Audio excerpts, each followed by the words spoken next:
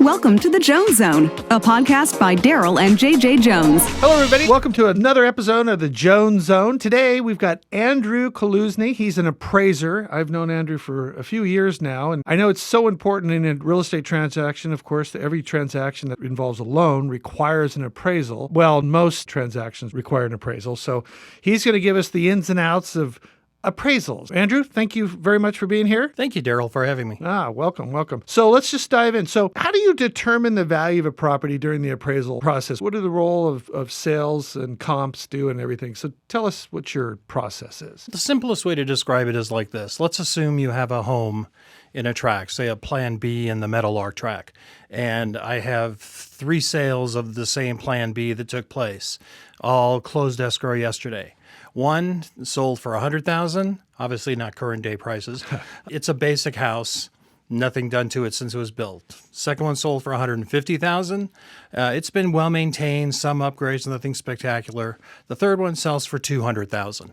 It's been completely remodeled. They just finished remodeling the day before they closed escrow. So you've got this range. And so the property where I'm appraising, let's say it's just, typically upgraded, and it's got a remodeled kitchen. So I got this range. So I know I'm not worth $100,000, and I know I'm not worth $200,000. But given the comps or comparables, I'm somewhere between 150 and 200. So I've got a remodeled kitchen, so that pushes a little higher in the range. Say new paint, a little bit higher in the range, but let's say it backs up to a freeway, so that pushes it back a little bit in that range. But now we have market conditions where there's no inventory, so that pushes it up further in the range. So that's the process really simply explained. Obviously, the devil's in the details, and that's what appraisers do is figure out, how much up and down in that range you go. But that's probably the simplest way to describe what an appraiser does and how comparables play into it. And the technical term for it is called the sales comparison approach. Oh, okay. That makes a lot of sense. I know it's funny. I think a lot of times people don't realize that appraisals are somewhat subjective. For example, back in 2009 or 10, when they passed what's called a Dodd-Frank bill and they were requiring 2 appraisals per transaction, I had this one property and sold it, and a buyer got in there. They had their 2 appraisals. Buyer had some personal issues, and we typically try to get a backup offer. In this case, we did have one. Buyer had backed out after they did their 2 appraisals because they were required the 2 now. Now, obviously, they no longer do that. And then the second buyer came in there, so we had 2 more appraisals. So we had 4 appraisals done on the same exact house with no new information. And the appraisals came back at, I don't know if I ever told you this before, 618.5, 650, 670, and 619.5. And I thought, well, after having that experience, because nobody would do that for a test run because it's an awfully expensive experiment. Right. But I often tell people, when appraisers come over, don't get me wrong, they're very good and they typically nail it pretty close. But it's not the good Lord coming down to the planet saying the house is worth X. But obviously, you guys do a good job. Now, when you go into you do appraisals for sales, correct? Correct. And do you do a lot of refinances, I'm guessing? Sales, refinances, well, not so much with interest rates recently, but yes, my business kind of consists of 2 specific areas, the lender work, sales, refinances, HELOCs, that type of thing. The other part of my business is more private appraisals. It's trust and estate work. A lot of date of death values for a step up in basis for tax purposes. So that's kind of the 2 parts of my business. Yeah, I get a lot of those too. And what he's referring to is whenever anybody inherits a house, the IRS is going to require you to know the value of that property at the time of death when they inherit it. And therefore, the IRS can figure out their numbers based on that number as well. So what factors have the most significant impact on a property evaluation? Well, the first one is, as realtors especially like to say, location, location, location. That's the first thing. I mean, obviously, a house down by the beach is going to be worth more than a house inland. But beyond that, you first start get into physical characteristics of the property: size, age, condition, remodeling, that type of thing. Once you get past the physical features of it, the market conditions come into play. What's the competitive, listing inventory? So you look at actives as well as sold. Look at actives as well as sold. Look how many actives are available. In fact, I was just doing some research last night, and it's kind of interesting because the market now is being affected by something it's never been affected by before, which is all these homes that have really low interest rates. According to Redfin, currently in the United States, 62% of the homes have mortgages with interest rates below 4% and 28% below 3%.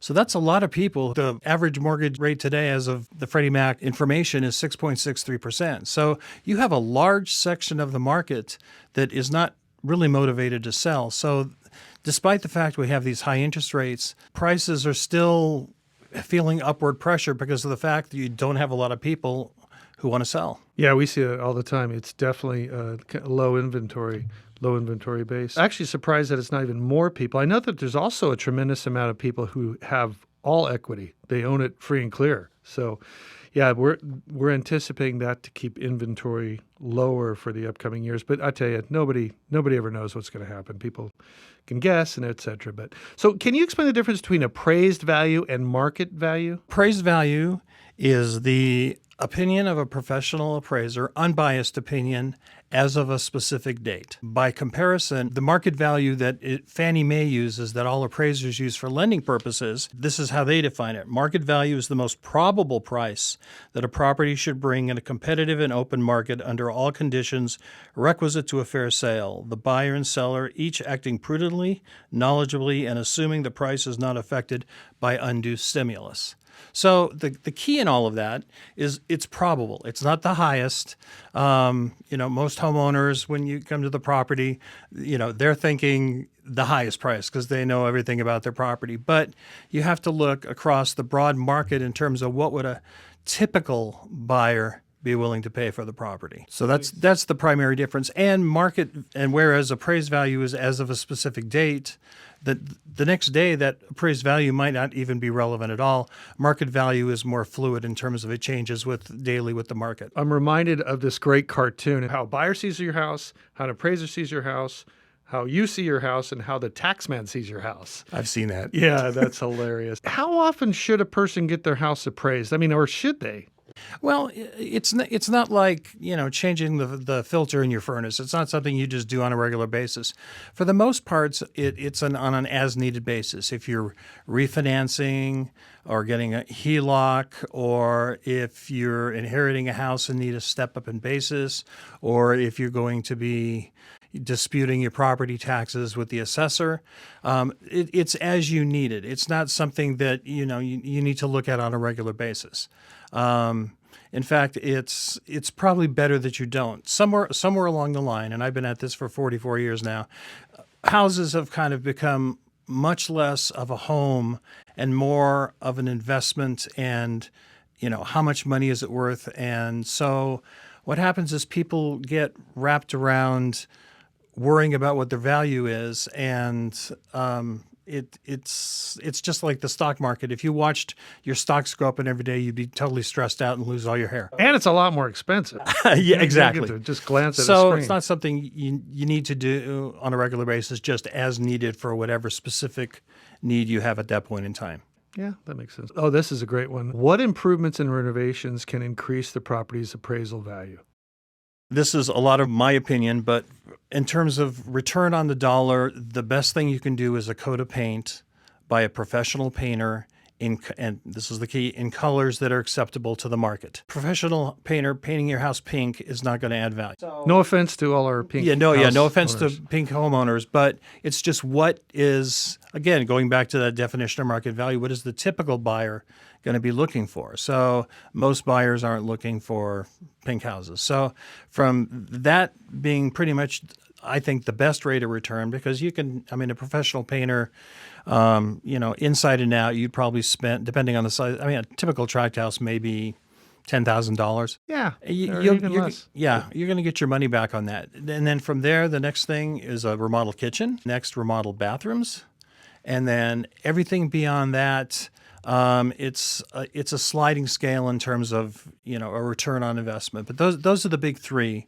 The rest of the whatever else you want to do your house, just understand you are not going to get all of, or even in some cases any of that money back.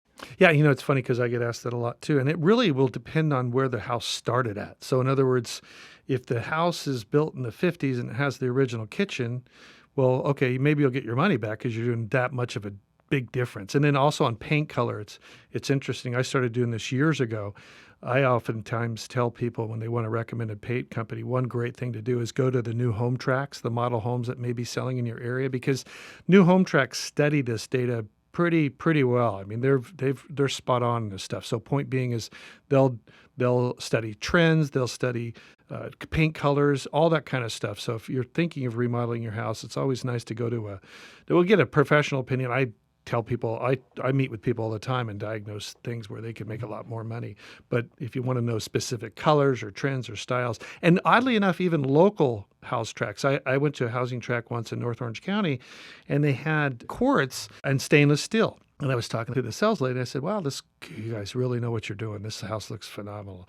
And we got to talking about other areas, and they said, oh, yeah, we have one coming out in the desert area, or it was Riverside area. And I said, wow, you really do it up well with the quartz and the stainless steel and stuff. I can't wait to see those. And she said, well, actually we don't use quartz or stainless steel. We don't need to. So I thought, oh, interesting. So they're really even delved into that specific market. I'm sure it has to do with pricing, et cetera. But okay, no, it's good information to know. Are there any common misperceptions about the appraisal process that you frequently encounter? Yeah, there are a few actually. The biggest one is that most borrowers seem to think that the value is going to be different for a refi than for a sale. And as I alluded to with that definition of market value, it's the same definition for both. It's not going to change. I think what people see sometimes is that in a refi, the appraiser will bring the value in for less than they think it's worth. So they think the appraiser is bringing it in low on purpose. On the sales, the sales price. Well, the sales price. You kind of got a target a little bit there. Well, it's not so much a target, but it's the way an appraiser looks at it. It's another data point in terms of figuring out the market value. Price doesn't always equal value, and which is evidenced by the fact we've had people paying over appraised value for homes now for at least the last 3 to 5 years. Yeah. It's another data point, and an appraiser has to take a long, hard look and understand how that price got to where it is. In fact, that's part of the requirements of an appraiser under the Uniform Standards of Professional Practice. He has to analyze the sale. So he has to figure out why is that price what it is.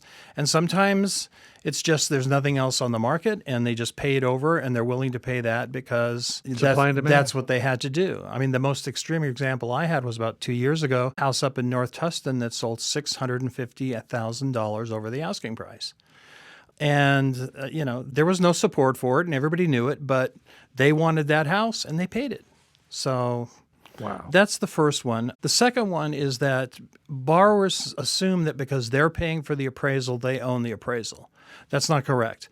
The appraiser has a contractual relationship with the lender. The bank is their client, and their client controls what's done with the report. So I'll have a lot of people say, can you send me a copy of the appraisal when you're done? And I'll explain, well, no, I can't because it belongs to the bank. But there are processes in place right now where all a borrower has to do is just make a request to the lender, and each lender has their own different processes of how to do it, and they can get a copy of the appraisal. How do unique or specialized features property may have affect the value of the house? The phrase I use on my appraisals are owner-specific improvements. And for the most part, in terms of a return on the dollar, it's minimal or sometimes none or sometimes negative. But having said that, I will say this. A house should be a home. And if you want to make an improvement that will bring satisfaction to you, and the biggest one I get is swimming pools. It will always be a husband and a wife, and the one that wants the pool will ask me a question. It's like, let me ask you about something. And so we're thinking about a pool. What are your thoughts? And I'll say, and this is pretty much my answer for that and for a lot of home improvements that homeowners want to make. If you want to put that pool in because you think it's going to raise the value of your property by the price of the pool, it's not. Right. If you want to put that pool in because you have young kids and you want to create wonderful memories and have all their friends come over to the house and play while they're growing up, that's priceless. Put it in and enjoy it and don't worry about it. So, but you have to separate the finance from the fact that most people seem to be forgetting that a house is a home first and then sticks and stones after that. Pools just don't have the draw they used to. I've been doing this for a long time. In the 90s, pools were kind of a bigger deal. And it seems as though now we oftentimes get a lot of people who request not to have a pool. So, I mean, that kind of balances out. Yeah, I've had that same question. I'll tell people the same thing. Look, it's going to cost you $60,000, $70,000. It's not going to raise the price. Can you provide advice our homeowners can prepare for the appraisal to maximize their property's value? What advice would you tell a homeowner to do to the property to maximize your visit? The first, and it's not that appraisers expect to walk into a pristine model home, but just have it clean, because it kind of, what's that old saying? Never get a second chance to make first impression.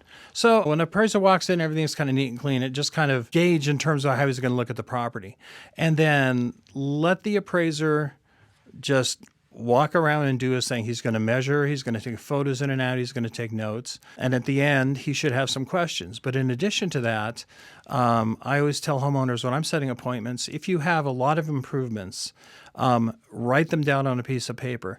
More importantly, the improvements to the major components of the house: heating, air conditioning, plumbing, electrical. Did you change out the windows? Is there insulation in the walls? All these are, you don't see them, but they're big ticket expensive items, and it helps an appraiser to, again, in moving that dial up and down, all those little things move it further up in the dial. Not so much all the cosmetic stuff. We have agreeable gray wall paint on the bathroom and the kitchen. But if you give them a list, something, and I like homeowners to do that, because I just, copy it and put it in the appraisal report, because if an underwriter is reading a report and it's just written in there, they're going to gloss over it. If it's on a separate addendum page with a list saying owner, list of owner improvements, and it's bullet pointed, it helps to make the case for the property. In fact, on that point, so you go out, you do your appraisal, and then it's got to pass the desk through a desk of the underwriter. So the underwriter reviews your appraisal to make sure it seems legitimate, for lack of a better term, or proper. Is that fair to say? Well, first it goes to a reviewer, typically. And then from there, it will go to underwriting. Reviewers will have some questions. They'll be checking for conformance to, and when an appraiser is doing an appraisal, that appraised value, there's a little footnote to that. It's subject to lender guidelines or assignment conditions if it's a private property. So say, for instance, and each lender is different. Say, for instance, a house has a room addition that's not permitted. Some lenders will allow it. Some lenders will say, nope, no permit, no value. So that gets fettered out in the process in terms of review and underwriting. So sometimes the reviewer will see it, they'll call the underwriter, and they sort it out. Yeah, because you just want more kind of evidence on where this price is, why it's where it's at. So when you can write, there's a new central air, a new heater, all new carpet, new lighting, new appliances, new kitchen, new bathroom. When I was first learning to appraise, the thing that I remember the most is the instructor was saying, you are telling a story. Somebody reading your report, they're going to start here, and as they go through it and they read everything that you wrote, when they're done, they should be able to come to the same conclusion that you did. If they're not, then you did something wrong. How about ADUs? ADUs have become so huge and very, very popular. How do you evaluate ADUs on a property? In a perfect world, an appraiser would have 3 similar comps without ADUs and 3 similar comps with ADUs, with a similar ADU. It's called paired sales analysis, where you compare the two, and this one sold for a house sold for 100, and this one with the ADU sold for 150. That gives you an indication, not an absolute value, but an indication an ADU might be worth $50,000. The next house might have sold for $175,000, $75,000. And so you end up with a range. But as a practical matter, no 2 ADUs are the same. There's ages and qualities, and some are converted from garages, and some are, stick built from scratch, as nice as a brand new house.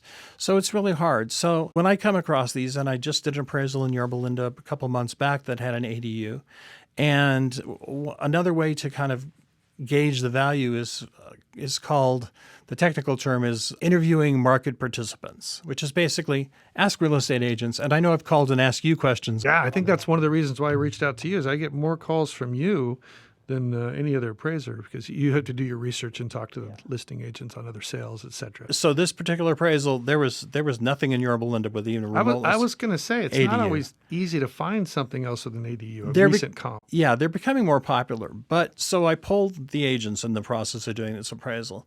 And the range, agents, these are real estate agent opinions of the added value of that ADU ranged from $50,000 to $250,000. It's as hard as you as it is for me. So now I have a range between 50 and 250. And so then I look at, the finishes of the ADU and how old it is and everything else. And I just and again, it's that same process of and then the markets, ADUs are becoming really popular. So it all goes back to that same kind of process of taking all the features of a property and specifically of a specific feature and taking them into consideration to come up with a value. Has the advent of technology influenced the appraisal process at all? Yes. When I first started 44 years ago, my appraisals, I went to work for Home Savings. You viewers who remember Home Savings, my appraisal consisted of a 5x7 card, property information on the front, 3 comps on the back, Polaroid pictures, and we had to take this big, huge book of assessor's parcel maps, take the one out for our property, make a copy, and stick it in the report. That was 44 years ago what an appraisal consisted of. Today, my average appraisal report is about 40 to 45 pages. Now, there's a lot of photos and addendums, but it's all computer generated, digital photos. The data is available instantaneously in real time. I know a comp, that is going into escrow today or tomorrow. Back then, we used to have these books called CMDC books that, it was property information that lenders submitted to this company, CMDC, and then they would publish books for appraisers to use. So, and if you wanted to actually call a real estate agent and talk and get more information on a comp, you had to go to a real estate office and ask them to use their quarterly comp book. That's how it started. But now everything is online. Reports are all sent electronically. They're calling it appraisal modernization. And they're moving to the point where now they're kind of dividing up the functions of an appraisal where they're having people go out and inspect the property and take photos of the property. Push behind it is so that way an appraiser can just deal on the analysis part of it. Yeah, that makes sense. Now, define comps. One may think, well, gosh, everybody knows what comps are, but define comps. A comp is technically, it's called a comparable sale. And what it is, it's a property that has features that give an appraiser an indication of what his property with those similar features, his or her property that she's appraising, have the same features, what that's worth in the marketplace. Again, it's all driven by the market. An appraiser's just trying to understand the market. That being said, the first thing to understand, a sales price is just a number on a piece of paper till you know the story behind it. Agents will hand me comparables and say, I know this is high, these are the comparables. But you have to really look and see, are they comparable? Because let's say a property using today's numbers sold for $1 million, and the agent and the house has 3,000 square feet and was built in 4 bedrooms, 2 baths. So they give me comparables that sold for $1 million, but they have 4,500 or 5,000 square feet, and they're on half-acre lots, and they're brand new. So all that's not a comparable property, and they're looking just at the price, but it's a comparable because of the features of the property, not because of the price. Would it be fair to say that also you want to look at proximity too? In other words, here's the subject property. The closer the comp is in distance to the actual house, the more relevant it would be? Yes. Somewhat. Yeah, no, it's because that is the market that you're in. The farther away a comparable is, greater the likelihood that it's going to put limitations on the accuracy of that value, because the farther away you get, a lot of other things playing into the value of a property. But again, it's location. Given comparables, you want to have something that has that. But if you're not in the district, well, then, Right. So you have to keep it as similar as possible. yeah. So, but again, it's concentrating on the features, not the price. Let me ask you this. Do you have a really interesting story from appraisal that you've done? What's something that's memorable? There's two interesting properties I appraised that have stuck with me my entire career. One was a property that had about a 600-foot train track that ran around the property with a steam engine and a car that carried passengers in it. The train had come from a plantation in Hawaii. It was a community with a homeowners association, and this particular homeowner had permission to only pull that train out X number of days per year. Wait, it was a train in the back? It was surrounded. Yeah, the lot was about an acre and a half, and it What ran. city? It was in Kota Kaza. Okay. And it ran around the entire property. It was awesome. I mean, it was a beautiful train. Never ever Find a comp have for I that. before or since seen anything like that. And that was really interesting. The other thing was I had appraised a home in Riverside. It was about 15,000 square feet. About half of it, the bottom floor, was basically a nightclub. It was a dance floor, a bandstand, professional music system, commercial kitchen, bathrooms with Where? urinals in Riverside. Is that where Snoop Dogg's house? No. I'm joking. No, he has a home in Diamond Bar. That's At least one of his homes. That's right. And the story behind it was when this homeowner was younger, he had a country western band. And he wasn't really famous, but he was moderately popular. And this band stuck together through his entire life. So he became successful in another field, and he built this dream house, cost him $5 million. But so he built this lower level, and his band was still playing pretty much almost till the day he died. They would put on shows down there for friends. And it was just, you talk about having to go distance for comps. Number one, there's not a lot of 15,000 square foot houses in Riverside. I was down in Temecula, Murrieta, looked a little in Palm Springs. But again, somebody looking for a house that big is going to, look farther afield. But, that was really kind of an interesting thing. Andrew, I think that concludes our episode on appraisals. And I tell you, when I thought, okay, we need to have an appraiser on there, I didn't even think of anyone else other than you. You were the hardest working appraiser I know, based on the phone calls that I get. That's for darn sure. So I really appreciate you coming out here and doing this. If anybody, would you like to give out your information in case anybody needs an appraisal? Oh, certainly. It's Andrew Kaluzny Appraisal Group. The phone number is 714-349-6535. Awesome. Well, if anybody wants to talk to Andrew, you know how to contact him, or you can always contact me. And I really appreciate everybody listening. Please click on that subscribe button and subscribe to our channel. It helps us provide more valuable videos for you and information for you. And Andrew, again, thank you for coming in, and we'll talk again. Thank you, Darryl. All right. Bye-bye. Bye now.